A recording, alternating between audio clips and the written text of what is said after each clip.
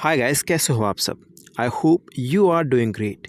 In today's video, let's talk about some structures as well as daily use sentences so that you can become fluent in English.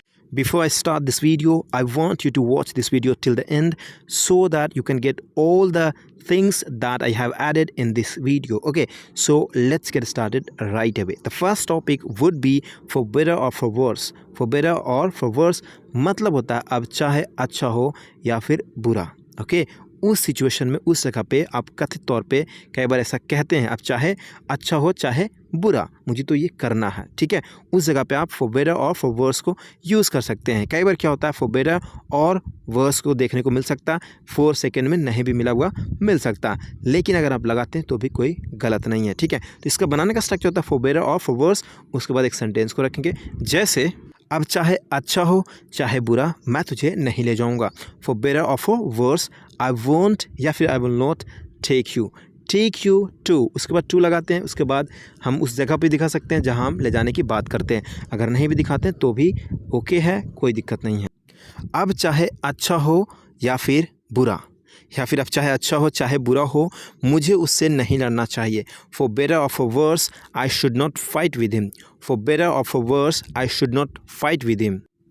अब अच्छा हो चाहे बुरा हो वह तो मेरी है. फॉर बेटर और for worse she is mine. For better और for worse she is mine. चाहे अच्छा हो या फिर बुरा वो मेरी कुछ नहीं लगती है. फॉर बेटर और for worse she is nothing to me. She is nothing to me. Guys, इसी तरीके से 400 से अधिक केवल एडवांस इंग्लिश स्ट्रक्चर्स का ई बुक चाहते हैं तो इस वीडियो के डिस्क्रिप्शन में एक लिंक दी गई है जिसके थ्रू आप उसे परचेस कर सकते हैं और एक्सेस कर सकते हैं. आपको ईमेल इंस्टेंट मिलता है. ठीक है, तो आइए टॉपिक की ओर बढ़ते हैं. The next topic would B it's a magic of. It's a magic of. उसके बाद जो भी ऑब्जेक्ट होगा या फिर जो भी वर्ब आप दिखाना चाहेंगे रख सकते हैं. ठीक है, कमाल है या फिर का जादू है. कई बार हमें ऐसे कहना पड़ता है जैसे यह मेरा सोच का कमाल है या तो मेरा सोच का कमाल है, तो कह सकते हैं it's a magic of my thought. It's a magic of my thought. यह उसका स्माइल का कमाल है. यह उसका स्माइल का कमाल है. It's a magic of a smile. It's a magic of a smile. तुम्हारा मेहनत की कमाल है कि तुम इंग्लिश बोलना शुरू कर दिए हो. It's a magic of your hard work that you have started speaking English. It's a magic of your hard work that you have started speaking in English या फिर English. The next topic would be out of hand. Out of hand that means control से बाहर. Okay, अगर as a verb use करना चाहते हैं इसे तो आपको गेट आउट ऑफ हैंड को यूज़ कर सकते हैं एज ए वर्ब के तौर पे. ठीक है, तो आइए कुछ एग्जांपल्स देखते हैं. इसका बनाने का स्ट्रक्चर बड़ा ही सिंपल है. आउट ऑफ हैंड जहाँ चाहे वहाँ आप इंसर्ट कर सकते हैं सेंटेंस में अकॉर्डिंग टू सिचुएशन. जो आपको सिचुएशन मिलता है उसके हिसाब से आप जैसा भी चाहेंगे यूज़ कर सकते हैं. तो आइए कुछ एग्जाम्पल्स देखते हैं जिसके थ्रू आपको समझ में आने वाला है. जैसे आग तेज़ी से फैल गई और जल्द ही स्थिति हाथ से निकल गई. The fire spread quickly and soon the situation was out of hand. The fire spread quickly and soon the situation was out of hand. यह बाजार की भीड़ तो पूरी तरह से बेकाबू हो रही है. मैं मुश्किल से हिल डुल पा रहा हूँ. This shopping crowd is getting completely out of hand. I can barely move. This shopping crowd मतलब यह बाजार की भीड़ कह सकते हैं. This shopping crowd is getting completely out of hand. Okay, I can बेयरली move. मैं बहुत मुश्किल से हिल डुल पा रहा हूँ. मतलब यहाँ पे क्या है, कैन की जगह पे आप एबल टू को भी यूज़ कर सकते हैं. दोनों का मीनिंग सेम होता है. ठीक है, कल रात की पार्टी में चीज़ें कुछ ज़्यादा ही बेकाबू हो गई थी. मुझे हैरानी है कि कोई घायल नहीं हुआ. Things got pretty out of hand at the party last night. I am surprised no one got hurt. No one got hurt. अगर हमने जल्दी से नहीं किया तो यह स्थिति आसानी से बेकाबू हो सकती है. If we don't act quickly, the situation could easily get out of hand. Get out of hand. Okay. The next topic would be so. So, what does it mean? So, which means to. When it comes to speaking to, at that point of time, you can use so. Okay, so let's see some examples here as well. तो क्या तुम मुझे पैसे नहीं दोगे? So won't you give money? So won't you give money? So won't you give money? तो क्या वह तुम्हें नहीं मारेगा? तो क्या वह तुम्हें नहीं मारेगा? So won't he beat you? So won't he beat you? So won't he beat you? Guys, practice, practice, practice. The more you practice, the better you become. If you want to become fluent in English, you have to practice. You have to continue practicing every single day without fail, so that you can become fluent in English soon, soon, soon, very soon. Guys, trust me, you have to practice, practice, practice, practice. Okay, let's go ahead now. तो क्या तुम मुझसे बात कभी नहीं करोगे? So won't you ever talk to me? So won't you ever talk to me? तो क्या छोड़ दोगे? तो क्या छोड़ दोगे? So will you leave? So will you leave? Next one is hardly ever. Hardly ever मतलब होता है शायद ही कभी, शायद ही कभी. ओके, बहुत ही आसान है, शायद ही कभी आप यूज़ कर सकते हैं. जैसे कई बार क्या होता है, हमें ऐसे कहना पड़ता है, मैं शायद ही कभी स्कूल जाता हूँ सप्ताह में, मैं शायद ही कभी कॉलेज जाता हूँ सप्ताह में. कुछ में भी आप जहाँ चाहें यूज़ कर सकते हैं. ठीक है, I hardly ever go to school in a week. I hardly ever go to school in a week. वह शायद ही कभी नहा ले पूरे महीने में. He hardly ever takes shower in a month. He hardly ever takes shower in a month. हम शायद ही कभी आपस में बात करते हैं. We hardly ever talk to each other. We hardly ever talk to each other. वह तुमसे शायद ही कभी मिलेगी. वह तुमसे शायद ही कभी मिलेगी. She will hardly ever meet you. She will hardly ever meet you. Guys, अगर वीडियो अच्छा लगता है तो प्लीज़ लाइक द वीडियो और शेयर कर दिया करो, ताकि दूसरों को भी बेनिफिट हो सके. शेयर करना बहुत ज़रूरी होता है. आप कहीं पे भी सोशल मीडिया पे आप शेयर कर सकते हैं. ओके, अगला टॉपिक है read the science of body. Read the science of body का मतलब होता है बॉडी को इशारों को समझना. ओके, उस जगह पे आप इसे यूज़ कर सकते हैं. रीड को आप चेंज करेंगे टेंस और सब्जेक्ट के हिसाब से. जैसा टेंस वैसे इसे आप चेंज कर सकते हैं. ओके, तो आइए कुछ एग्जांपल्स को देखते हैं तो आपको और भी समझ में आने वाला है. जैसे बॉडी को इशारों को समझो. Read the science of body. Read the science of body. मैं तुम्हारा आँखों का इशारों को समझ सकता हूँ. I can read the sign of your eyes. I can read the sign of your eyes. उसकी बॉडी को इशारों को समझो. Read the sign of her body. Read the sign of her body. वह तुम्हारा फेस का इशारा समझ सकती है. वह तुम्हारा फेस का इशारा समझ सकती है. She can read the sign of your face. She can read the sign of your face.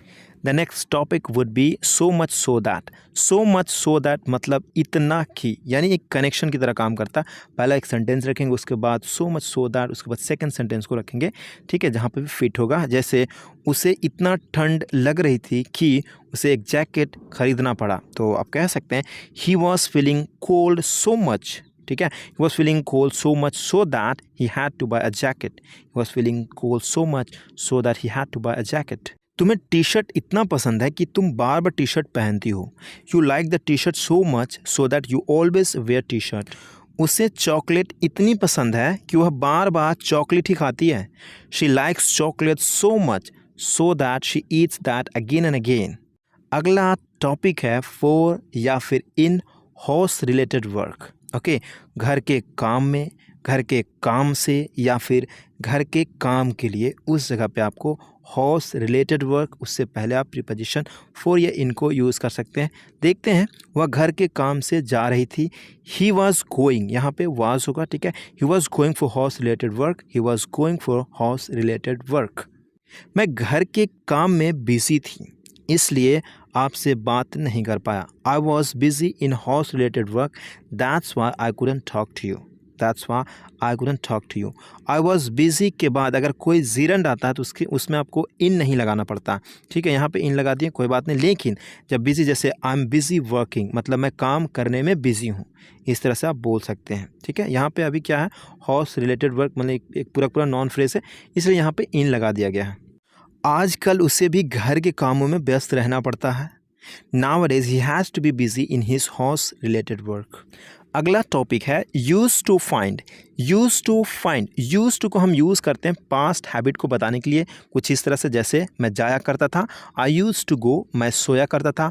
I use to sleep, मैं खेला करता था. आई यूज टू प्ले, इस तरह से हम यूज़ करते हैं. राइट, लेकिन यहाँ पे क्या करना है, यूज़ टू के बाद फाइंड को यूज़ करेंगे. फाइंड उसके बाद ऑब्जेक्ट, उसके बाद कोई भी एडजेक्टिव, मतलब लगा करती थी, लगा करता था, लगे करते थे, ऐसा जो भी हिंदी सिचुएशन इस तरह से कुछ होता है, ठीक है। तो आइए कुछ एग्जाम्पल्स को देखते हैं, क्योंकि एग्जाम्पल के माध्यम से आपको समझ में आने वाला है, ठीक है। जैसे मैं उसे क्यूट लगा करता था, मैं उसे क्यूट लगा करता था, तो कह सकते हैं I use to find him cute. Cute यहाँ पे क्या है, एडजेक्टिव है, ठीक है।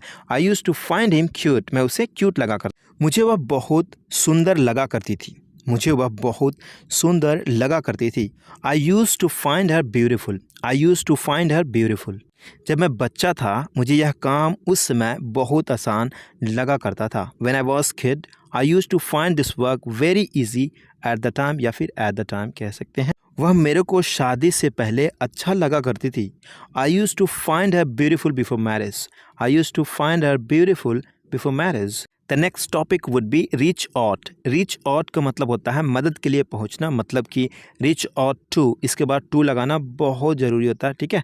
रीच आउट टू मी मतलब मेरे पास पहुंचो।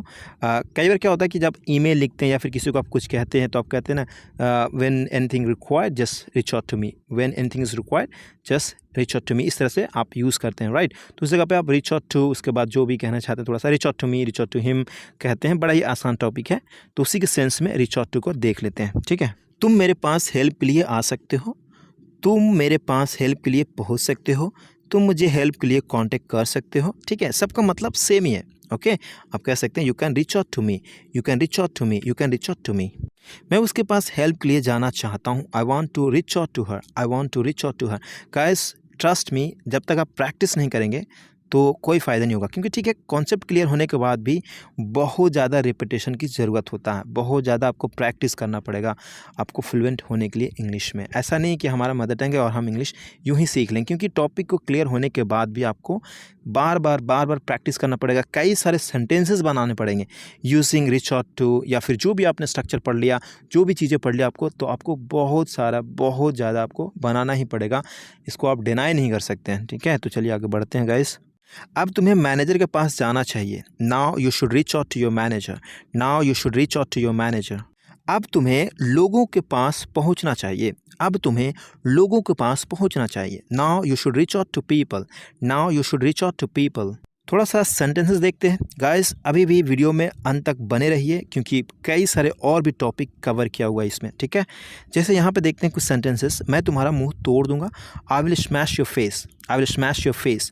आज खाना कम बनाना, under cook food today, under cook food today. सब्जी ज़्यादा मत बनाओ, don't over cook the vegetables, don't over cook the vegetables. ये वेजिटेबल नहीं होता है, वेजिटेबल्स, ओके। रोटी ज़्यादा पकी हुई है, the bread is over cooked, the bread is over cooked. आज इससे काम चला लो, do make with this today, do make with this today. ये डू मेक है और विद है, सब साथ का साथ एक फ्रेज बना पड़ा है, ठीक है। डू मेक विद, उसके बाद जो भी चीज़ें, जो ऑब्जेक्ट आप रखना चाहते हैं रख सकते हैं। तो यहाँ पे आप कई सारे सेंटेंसेस बना सकते हैं डू मेक विद की मदद से। मैंने हिचकी ली है, I have got hiccup, I have got hiccup. शर्मा क्यों रहे हो, why are you getting shy, why are you getting shy, why are you getting shy. मुझे भाव खाने वाले लड़के पसंद नहीं है, I don't like such boys who act so pricey, क्योंकि मैं तुम्हें हमेशा शर्माते हुए देखता हूँ, because I always see you being shy. ऐसे आपको प्रैक्टिस करना होता है, ठीक है। बस मैं कैजुअली बना दिया हूँ, ठीक है। लानत है तुम पर, shame on you, shame on you. दो कौड़ी के इंसान, हे यू स्लॉब, हे यू स्लॉब। दफ़ा हो जाओ, बज़ ऑफ, बज़ ऑफ। बकवास बंद कर, stop the bullshit, stop the bullshit. अगला टॉपिक है इट टेक्स टाइम, उसके बाद वर्ब की फर्स्ट फॉर्म रखेंगे, ओके। समय लगता है, नाम कमाने में समय लगता है, it takes time to earn a name. घर बनाने में समय लगता है, it takes time to make a home, it takes time to make a home. किसी को भुलाने में समय लगता है, it takes time to forget someone, it's take time to forget someone. व्यापार को जमाने में समय लगता है, it takes time to establish a business, it takes time to establish a business. किसी का विश्वास जीतने में समय लगता है, it takes time to win someone's trust, it takes time to win someone's trust. अगला सेंटेंस आपको बनाना, ठीक है। The next topic would be on this pretext, on this pretext मतलब इसी बहाने, ओके। उसके बाद जो भी आप सेंटेंस रखना चाहते हैं रख सकते हैं। फॉर एग्जाम्पल, इसी बहाने हम तुम्हारा घर भी देख लेंगे, on this pretext we will see your home as well, your home as well, okay. इसी बहाने मैं तुमसे मिल भी लूँगा, इसी बहाने मैं तुमसे भी मिल लूँगा या तुमसे मिल भी लूँगा, कहने का मतलब एक ही है, ठीक है। On this pretext I will meet you as well, on this pretext I will meet you as well. इसी बहाने हम चाय भी पी लेंगे, on this pretext we will have tea as well. इसी बहाने हम एक दूसरे को जान लेंगे, on this pretext we will get to know each other, on this pretext we will get to know each other. Its own feel मतलब अपना ही मज़ा है, ठीक है। फॉर एग्ज़ाम्पल कई बार आपको इस तरह से कहने को मौका मिल सकता है और कह सकते हैं जैसे तुमसे बात करने का अपना ही मज़ा है, तुमसे बात करने का अपना ही मज़ा है। Talking to you has its own feel, talking to you has its own feel. बारिश में नहाने का एक अलग ही मज़ा है, bathing in rain has its own feel. तुम्हारे साथ रहने का अपना ही मज़ा है, तुम्हारे साथ रहने का अपना ही मज़ा है। बीइंग या फिर living with you has its own fail, being या फिर living with you has its own fail. दोस्तों के साथ मस्ती करने का एक अलग ही मज़ा है, having fun with friends has its own feel, having fun with friends has its own feel. What जो, ओके, जो के सेंस में यूज़ करते हैं in short right now, okay. जो करना था मैंने कर दिया, I did what I wanted to do. जो बोलना था मैंने बोल दिया, I said what I wanted to say. जो खाना था मैंने खा लिया, I ate what I wanted to eat. जो देखना था मैंने देख लिया, I saw what I wanted to see. अगला टॉपिक है डू एवर। डू एवर मतलब कभी तो, ओके, कभी तो। जैसे कभी तो टाइम पे आ जाया करो, do ever come on time, यानी एम्फेसाइज करते हैं एम्फैटिक में। एम्फैटिक में मतलब जोर डाल करके चीज़ों को हम कह रहे हैं, कभी तो टाइम पे आ जाया करो तो कह सकते हैं do ever come on time, यानी यहाँ पे हम एम्फेसाइज करते हैं, ठीक है। क्योंकि डू भी एक वर्ब है, उसके बाद भी हम एक वर्ब रखते हैं, यानी एम्फेटिक को यूज़ कर रहे हैं यहाँ पे, ठीक है। सेकंड सेंटेंस है कभी तो कॉल कर लिया करो, कभी तो कॉल कर लिया करो, do ever call me, do ever call मी। कभी तो मेरी सुन लिया करो, कभी तो मेरी सुन लिया करो, do ever listen to me, do ever listen to me. कभी तो मुझे बोलने दिया करो, कभी तो मुझे बोलने दिया करो, do ever let me speak, do ever let me speak.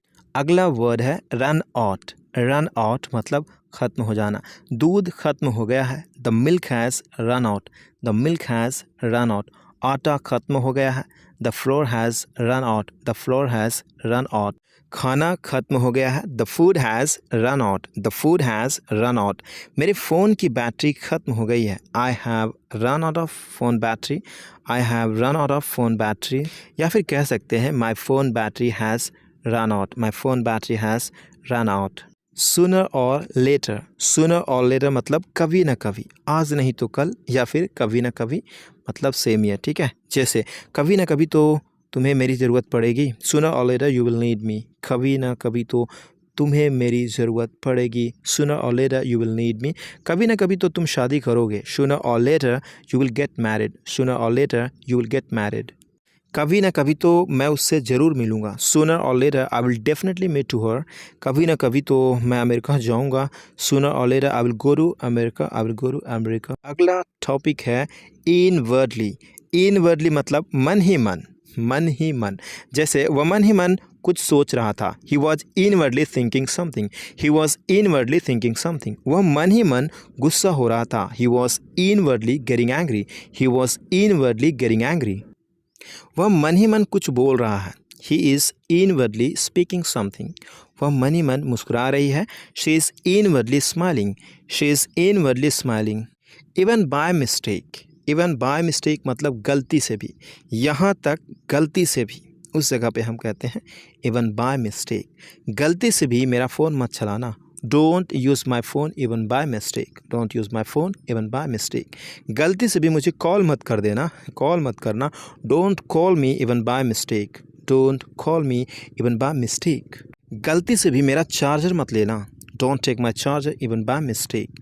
गलती से भी इसे मत छूना, don't touch it even by mistake. गलती से भी मेरे कपड़े मत पहनना, don't wear my clothes even by mistake. गलती से भी मेरे को गाली मत दे देना, गलती से भी मेरे को गाली मत दे देना, इसे आपको कमेंट करना है, okay. I hope you got it everything guys, thank you so much for watching this video. मिलते हैं अगले वीडियो में, तब तक के लिए अपना ख्याल रखिए। और हाँ, अगर आप चाहते हैं स्ट्रक्चर ई बुक तो आप परचेज़ कर सकते हैं।